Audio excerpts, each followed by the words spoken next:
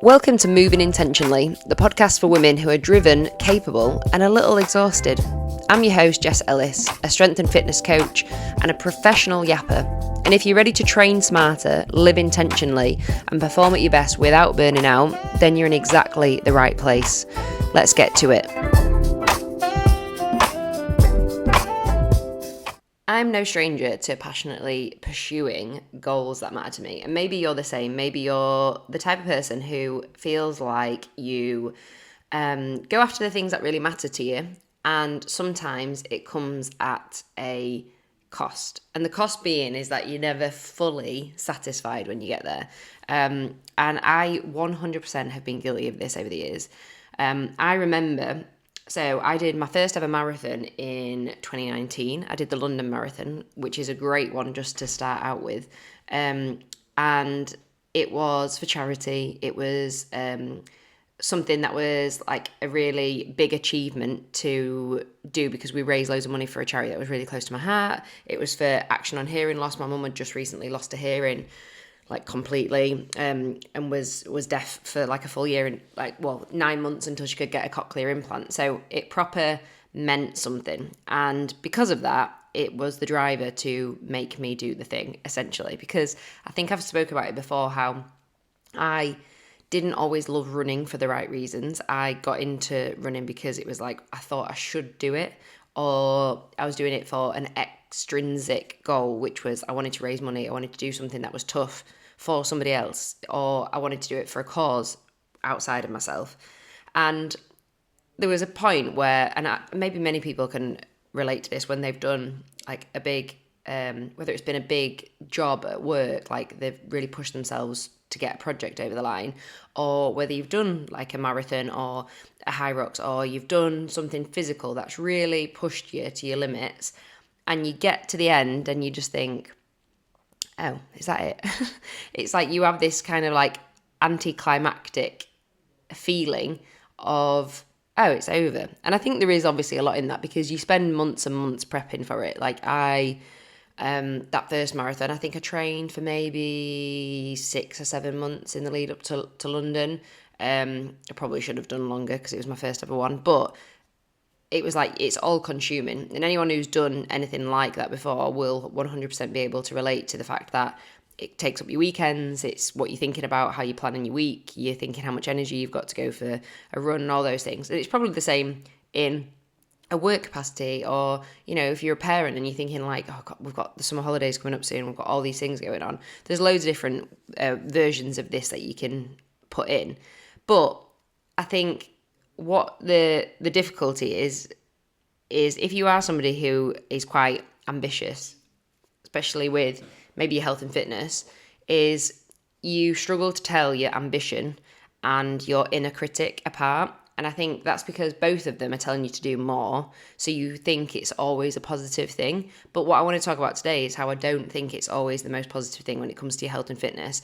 And we always need to check in with ourselves. We always need to make sure we're being intentional with what we're pursuing, so that we're not taking ourselves further and further off course.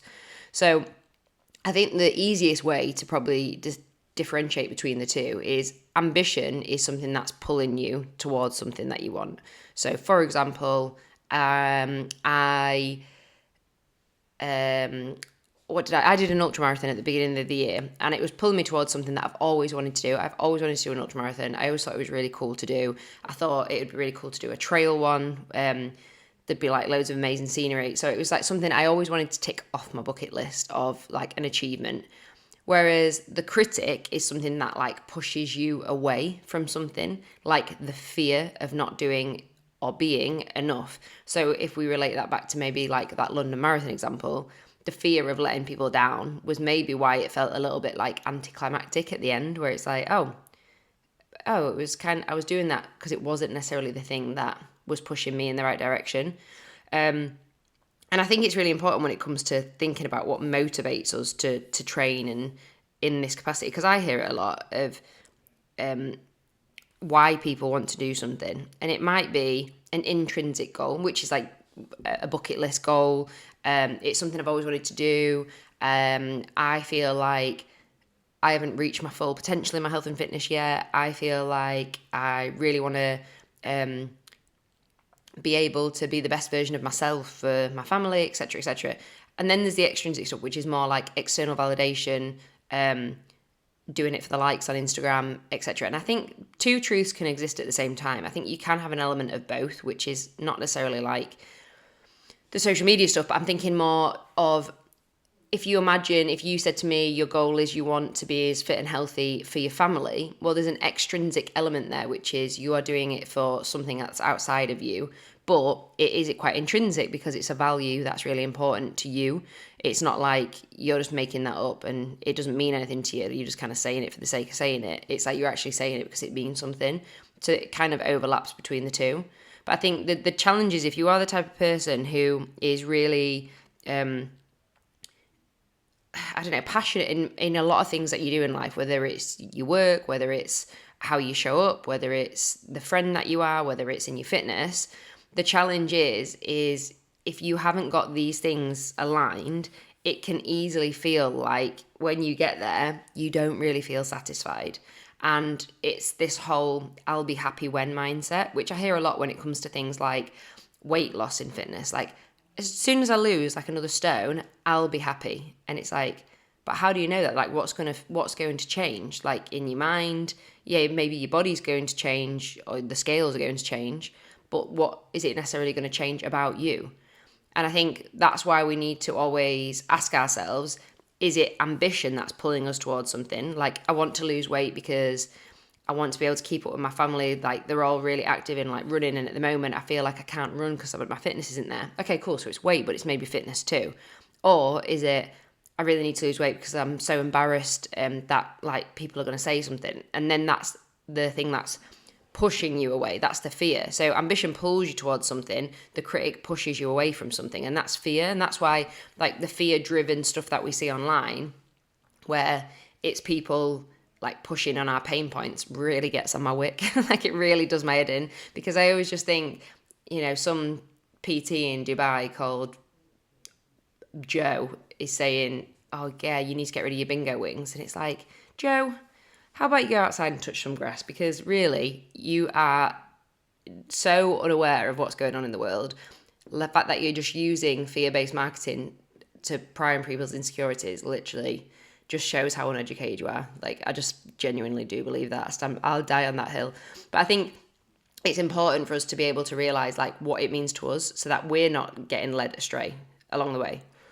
So one is obviously super positive. If it's like ambition, it's pulling us towards that thing. But one can be also really depleting, because if we're only ever trying to not be something that we're scared of being, then there's no wonder we never feel content, because it's like this treadmill of just like all of our insecurities. I'm always just running away from it. I don't want to be this way. I don't want to be that way. I can't do this. I can't do that. It's like, instead it's like, oh, that really excites me.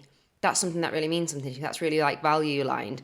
And that might be, I'm trying to think of an example of someone who's come to work with me recently.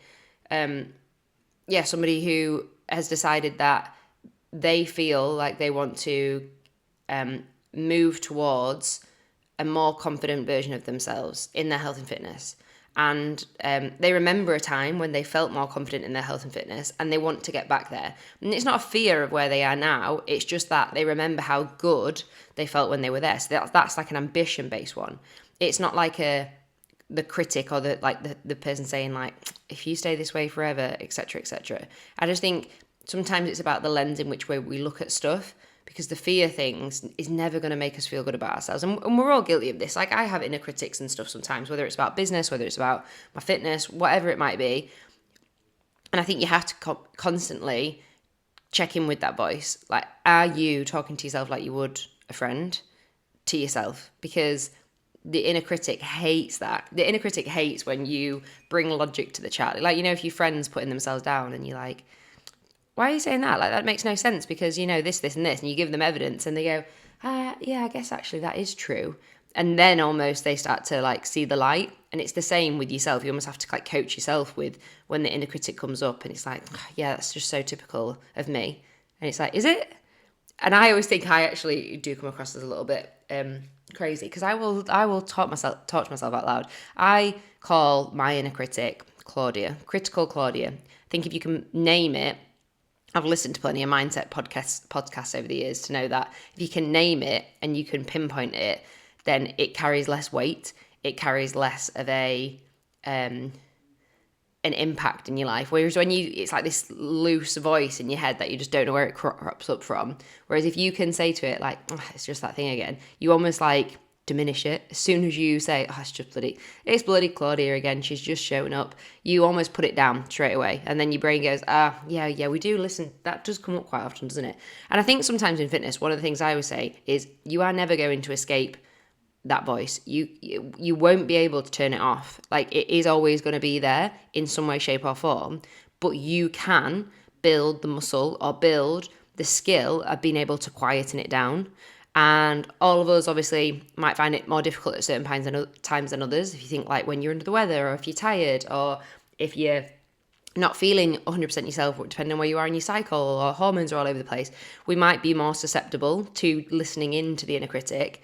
But we still have the skills to be like, I'm not listening to you today. I think you're having me on. And sometimes I often say to clients as well, say if someone's having a bad body image day, or if they're having a day where they go to the gym and they feel like everything's just so shit. Like, they're like, God, I felt like I didn't move the needle in any way, shape or form. I felt like it was a complete waste of time, which will happen, by the way. Like, I think a lot of people think fitness is just always about these big celebrations, whereas 90% of the time it's the mundane stuff, and 10% of the time you get the amazing stuff on top, like the big celebrations of seeing the weight go up or whatever. It's often not the exciting stuff that you see on social media all the time. That's literally just a snapshot.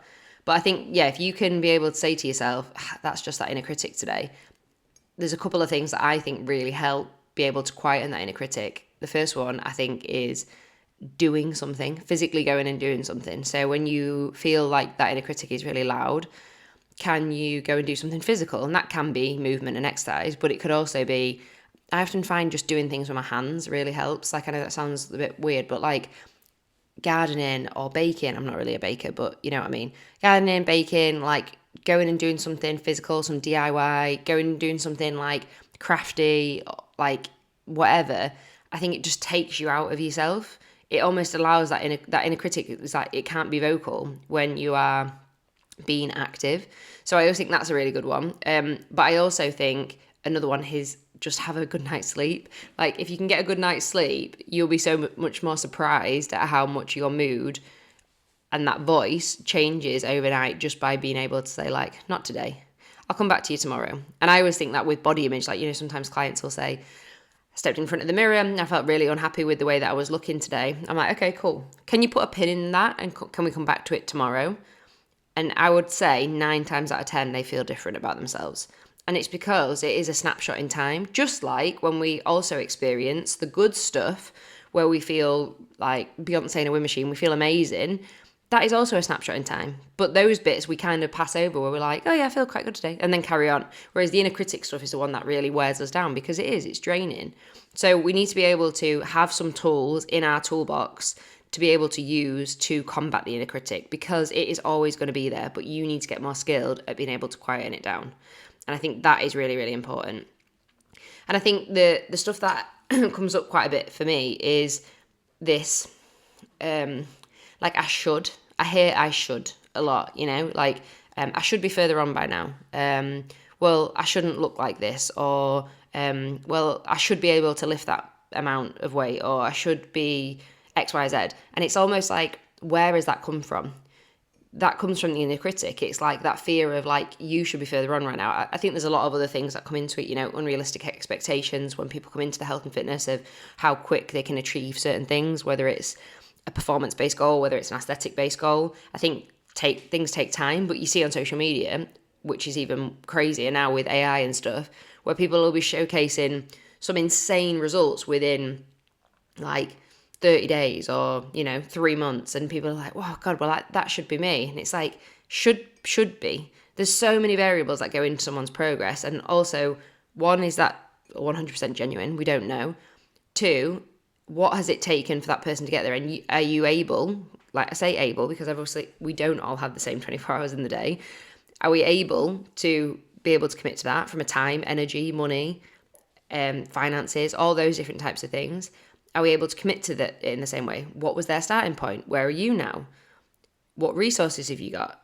Like, what beliefs have you got that they don't have about food, about health, about lifestyle, about all the different things? So it's such a mixture when it comes to that. So the should piece, I always think like, says who?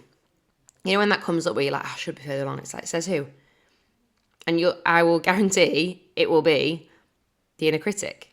It will be that inner critic again, trying to scaremonger you into feeling inadequate, like you've not done enough. And remember, it's based on fear. It's based on not being enough. It literally is like that little cretin in the corner of a room. I'm going to like describe it as like a little spider. Just like feeds off, just waits for like a little bit of a flutter of like a fly's wings, or you're having a bit of a bad day, a little bit of an insecurity. It's just waiting for that to fly by, and then it's going to trap that feeling. It's going to put its web out, and it's going to be like, yep, we've got a good one here. Let's bring her down. Let's see what we can do. And you almost have to realize that if you let it, it will be the thing that keeps you feeling like you're not good enough, whatever you achieve in your health and fitness. Whereas ambition, on the other hand, it pulls you into something that you want. So this is why I always think, like, get excited about the things that light you up. Get excited about the things that you think, oh my God, like, what could I achieve? Like,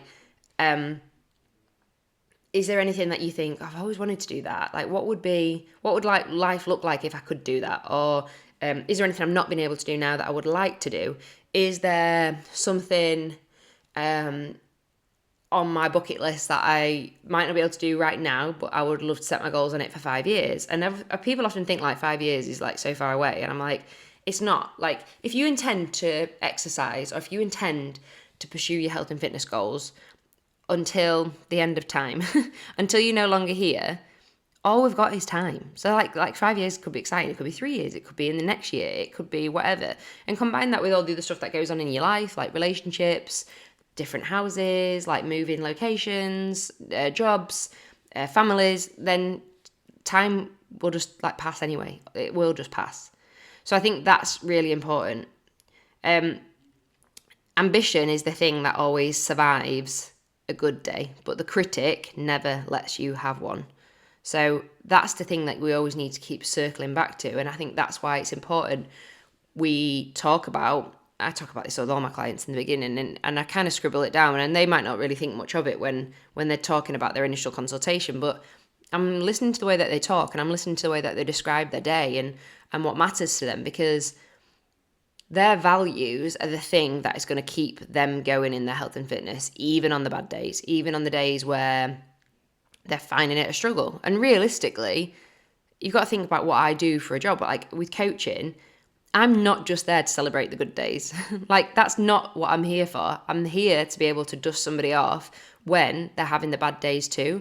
And I would guarantee you that anybody who's worked with me would probably say that those days have been more instrumental in their coaching. Like, they're the days that they remember it more so than the days where they got a PB in the gym, or they achieved a race. They're super special. They are really important. But the skill that we're trying to build in people is that you have that resilience when it comes to the inner critic, to not let it drag you down to the bottom. So when it comes to your ambition with goals, I want you to think specific, and I want you to think directional.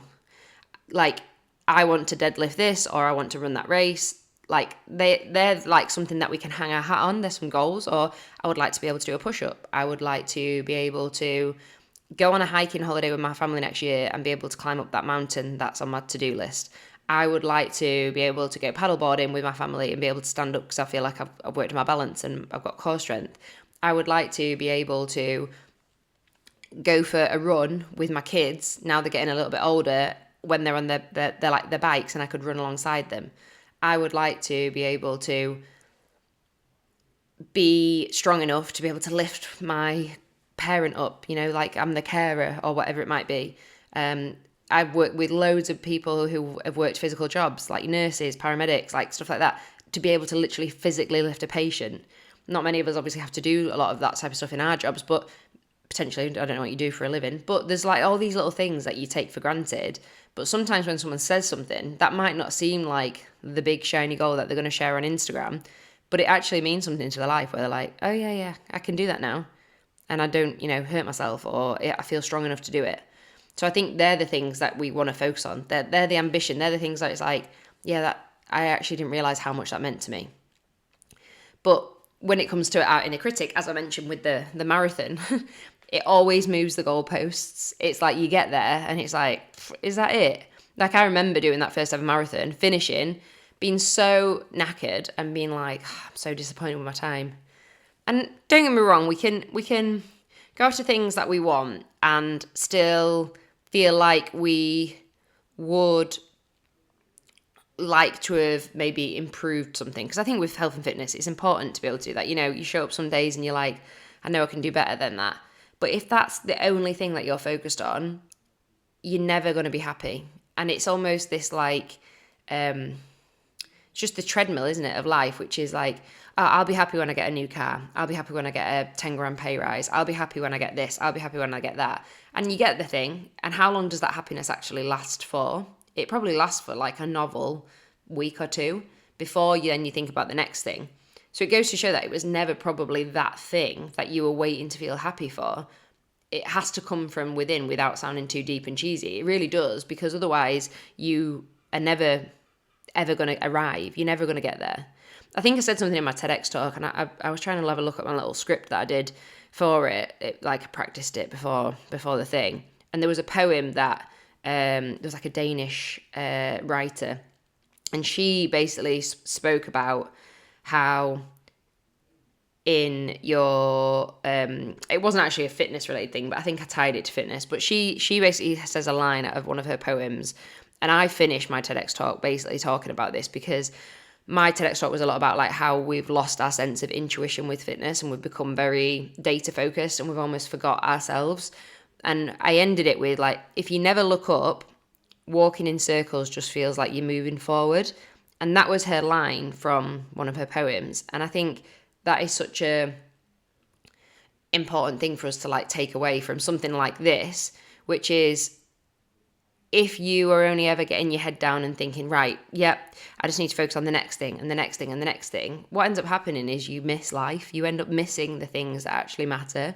Whereas I think that is what the inner critic is. The inner critic is head down, the goalposts are always moving, so you're never going to look up because you never actually truly arrive. And as a result, you never feel happy. Whereas I think true ambition in your health and fitness is being able to be like, oh my God, I am actually so proud of myself for that. Like, that was such an achievement. And it's good to have the next goal in mind or whatever, but don't forget to sit back and reflect on what that looks like. And I talk about this a lot in my coaching, which is being able to help my clients acknowledge their wins, which doesn't come easy to many of us. It does feel uncomfortable, but it's one of the best things that you'll ever do in your health and fitness, because it actually helps you appreciate the progress that you're making. It makes you actually like, because I think a lot of people will be like, I've not made any progress there. And then you show them or we talk about it and they're like, oh, actually, yeah, I have.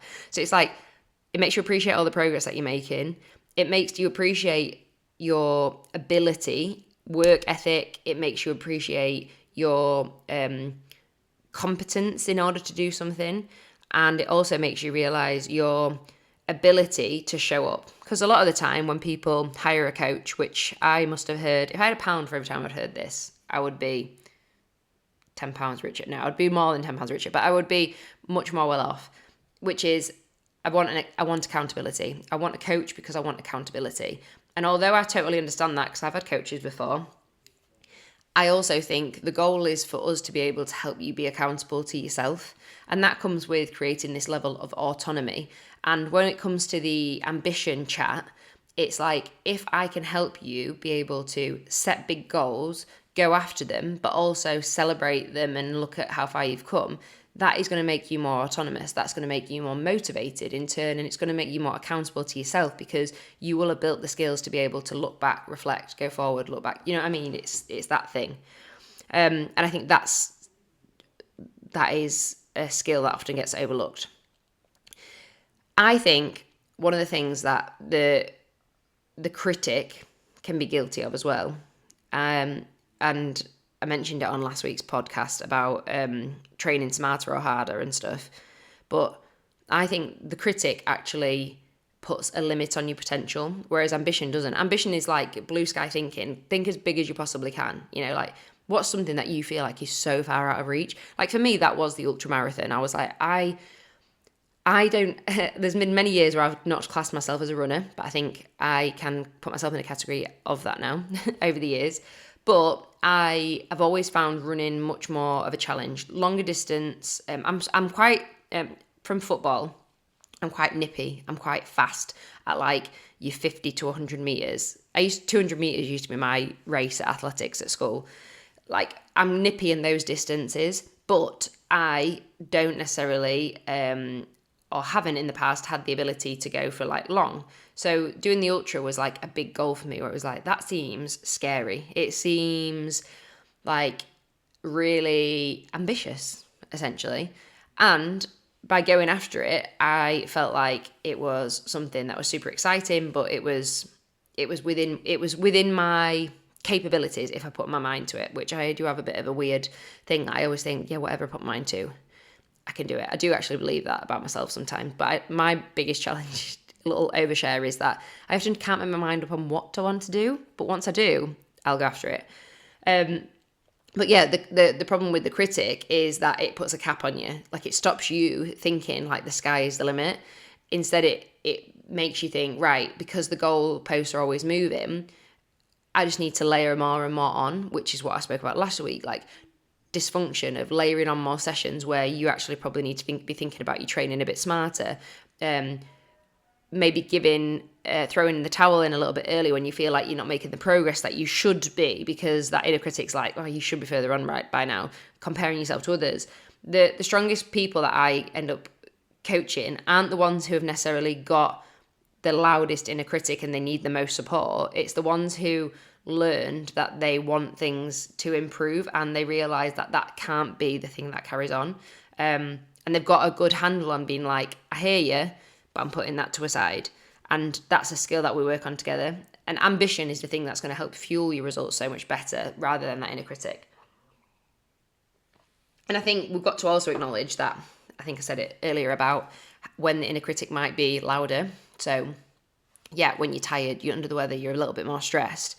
But also as women, we go through that big phase in life, which is like our hormones changing. So I work with a lot of women who are perimenopausal, menopausal, and their body changes so much during this time that there almost feels like this lack of trust in the person that we once were, where you feel like, hold on a second, I thought I had a handle on that voice. And a lot of the women I work with remember as well, like you get to a point in life where a lot of people, like I'm mid-30s and I meet a lot of ladies in their 40s and they're like, 40s are the best decade yet because you don't care what people think of you. And I'm like, big up, I love that, because I thought my 30s have been my best decade yet, and it excites me that every decade that you get older, you think it's the best one yet because maybe you learn something about yourself.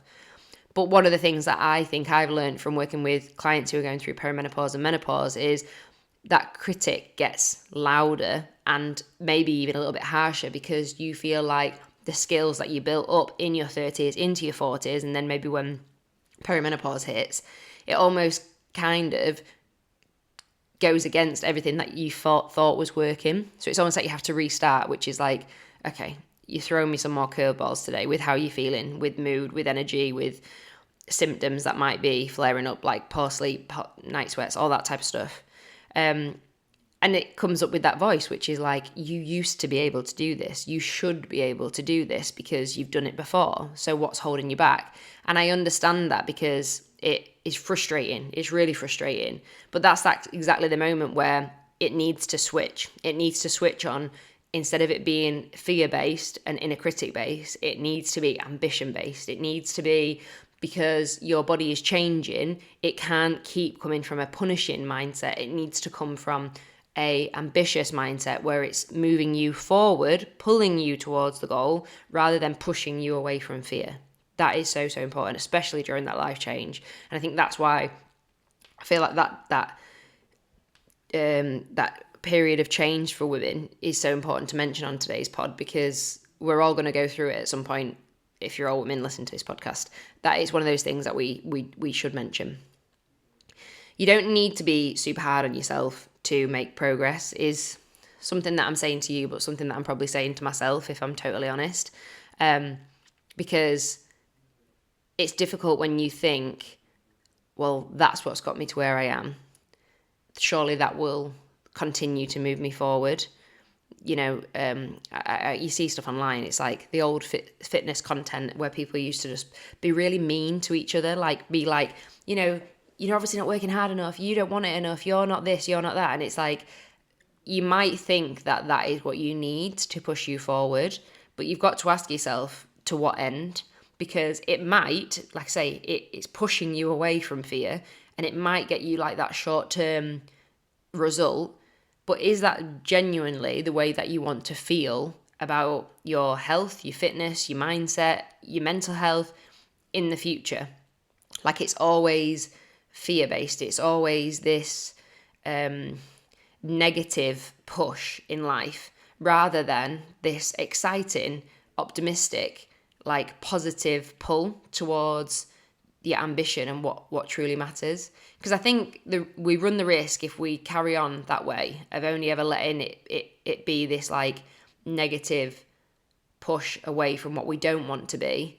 We end up being like bitter about things, you know, like it's the should thing, like I should be there, I deserve this, rather than being like, this excites me. It's the growth and fixed mindset, essentially. And I can go into that in a little bit more of a deeper detail in another podcast. But yeah, the growth of feeling like I'm ready to, you know, I'm ready to give it a go and step into this exciting version of myself. And I am also accepting of whatever version shows up, because I know I'm doing my best, rather than you're a failure, all that sort of stuff that goes with it. So I think tying it back to the episode today, and also talking about the podcast, which is obviously moving intentionally. Hopefully this is giving you some food for thought about how you're moving intentionally through your life when it comes to that push and pull, that what's driving you forward and what's making you feel like you're always not good enough. Because I don't want you to live like that. I don't want myself to live like that. And I ultimately think when it comes to your health and fitness, if we can get the source down from the beginning, that ambition attached to your values, attached to why you want to do this, your chance of success in this thing is so much greater and also so much more enjoyable. And I think that's the biggie. So if you've enjoyed this week's episode, please go ahead and give me a follow, subscribe. You can listen to this on Spotify, Apple Podcasts, or YouTube, but please go and give me a follow on all those platforms. I'm really appreciating all the shares and feedback so far, and I can't wait to keep this conversation going. New episodes every Tuesday, and I hope you all have an amazing rest of the day. I'll speak to you soon.